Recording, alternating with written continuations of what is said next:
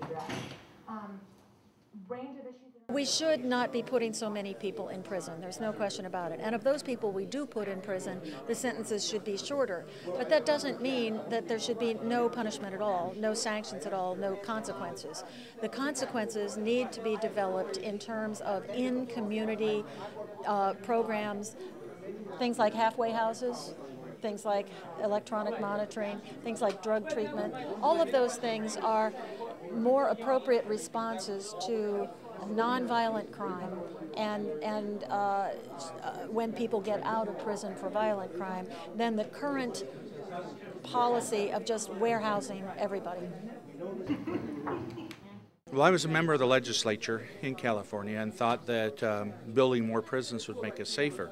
Then I was convicted over a campaign contribution and went to prison for 2 years and saw that the prisons weren't doing anything to change the lives of the inmates, to prepare them to live good lives when they got out. And that was frustrating. And now God's put me in a position where I can work with a group with people in government to advocate that they focus on changing the inmates, working with them to help them get reestablished in the community. It's not enough to just lock them up. They're going to be released at some point, and we need to care. Can they care for their family? Can they work in a job? Can they become a taxpayer, contributing citizen?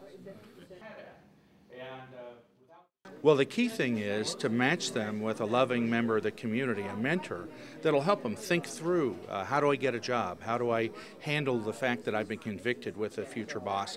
How do I set up a bank account? How do I find a place to live? If we don't have somebody that is established in the community and living a good life to help them, the tendency is to slide back into old habits and go back with the old group that got them in trouble in the first place. So we need to have that loving member of the community to walk with them, help them make good decisions, hold them accountable, to pick them up when they stumble, and that way we can cut the cycle of just revolving in and out of prison and help them become reestablished as good members of the community.